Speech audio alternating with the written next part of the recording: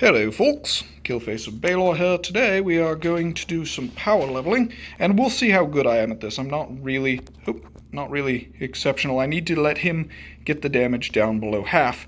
You'll see that I threw Lure of Assassins first, and I can do that safely because it's not any damage. In order for the lower level player, so the player I'm trying to help is actually here with me, Adelheid, and he's almost 180. Oh, right. So Adelheid's his main. It's Gustavo that we're leveling. Oop. I need to be helping with this. There we go. And I need to wait until it's down below half, because whoever did half the damage is going to be responsible for the XP. So he locked me out, but I can give him 0 XP if I kill it too early. And so I don't want to do that. But I can throw lures and things like that. Oh. So I picked one mob, he picked the other, and it's fine. I'll just tank it for a little while. And that's one reason why it can be decently good to, and I'll preset my other lure as well. It can be decently good to have energy shield here so that he has an easier time getting down to that halfway point. Because the added damage from the lack of resists on the opponent doesn't count against us in any way. And then once he's below half, I can hit it. And because I'm significantly higher level, it should work a bit faster. And so, there we go. And this will take a little while, but again, the XP from this is going to be relatively high. You'll see the crowd over there. That's because this is Epona, so huge amounts of people show up for each boss, and there is a boss getting ready to spawn. As most of you probably know, oh, that's no good. So now I probably have the lock, which means I need to let him get the lock again. Oh no, he has the lock. Okay, good. Nice. I died. So did you get XP from that? Yes. Okay, good. So it gets a little bit iffy once somebody has died already. And all I'm going to do is follow around and try and aid in whatever way I can without doing actual damage until it's down below half. And you can do this with a melee character as well, but don't go autoing too soon either, because if you do more than half the damage, well, then it's lost. There we go. And all you're trying to do is get the kills to happen a lot closer together. So because he used to be on a battle mount, I needed to be on my own mount to make sure that I could keep up. I have the option now to dismount if I'd like to. I haven't yet, because it really isn't going to make that big of a difference. Oop, this will make a difference though. Hey. So you'll see I've made several misfires. There we go. He should still get that XP. So what I'm going to do is go into options, and down here you go to gameplay and filter other players. Why that isn't still at the bottom of that row, no one knows. VR changed it, and we're not totally sure why. So if you're watching this VR, if you could change that back, we would all be happy about that. Notice how I don't lure a lot of times until after some damage is already done. That's mostly just so that I don't have to tank too many things as a mage, because I don't want to accidentally kill the person I'm trying to help.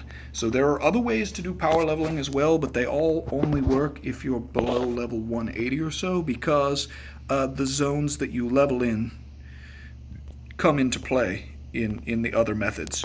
So this is the more common method for current endgamers, since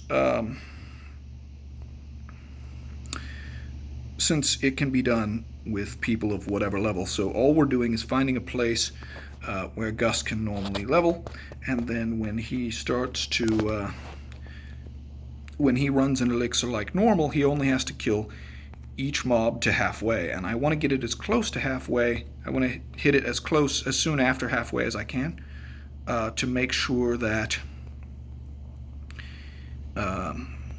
he's not fighting for too long. And you'll see I didn't bother hot swapping there. That's because I think I can kill it without the hot swap, and he was being hit by 2 opponents. And I'm just basically rotating this one skill because of the time that it's taking to kill these particular mobs, which is actually an upside to having some high HP enemies to do this with.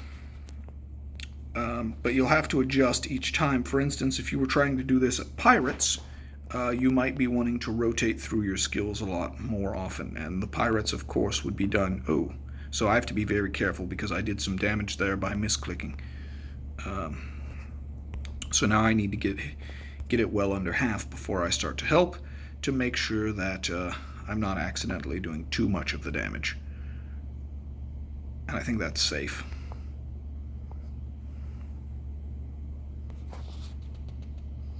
There we go. Now that one obviously is a boss, so we can't join in that, but we can come over here. And he's taking a moment to buff up, so one of the things that I can do is pull the boss towards us this way, or the mob we're fighting anyway. And all I'm doing is using that lure, knowing that very soon it's going to focus somewhere else. That's 0 damage, so it is some aggro. He will chase me, but he won't chase me nearly as much as he would. If I were to start doing damage, I might not lose aggro as soon as Gus started firing. And you'll notice how he worked himself close to the next mob. That is a good plan if you're going to be kiting mobs, to be doing it in such a way as to reduce your total travel as much as possible. For those of you who have watched my intro series where I'm going through the starter quest line, you'll notice that I take some shortcuts specifically to reduce my travel as much as possible. It is a good strategy. One of the things that I can do here, right, if I'd like to get a little bit more damage, is to put that book in my hand because it's high focus. And, alright. Really, I need to be putting that lure on, and that didn't happen. So, that's my bad. And we'll have to end this here in a moment. And you'll notice, once again, I'm starting to lag behind, so I'm going to swap to a mount, so that, because it's not super important that I max out my damage, because I'm a lot higher than these enemies. What's super important is that I save him as much time as I can, and sometimes that just means reducing my own travel time significantly. So this can be done at pretty much any level, although if both players are significantly lower level, sometimes there is a better strategy, and we will showcase that at a different time. But if you're working with endgamers, or endgamers working within a clan or something like that, this tends to be the optimal way to do it, to have the higher level player just basically watch over the lower level player as they run an elixir, and then to make the kills as fast as possible after halfway, to make sure that the lower level player still gets full experience. Because I don't get much experience, if any, for killing a level 180, and so yeah, we're going to run into that same issue where he won't get any experience either if we're not careful. So, and you'll notice I throw his lure first, and then during the time that I'm waiting, I'll throw my own lure.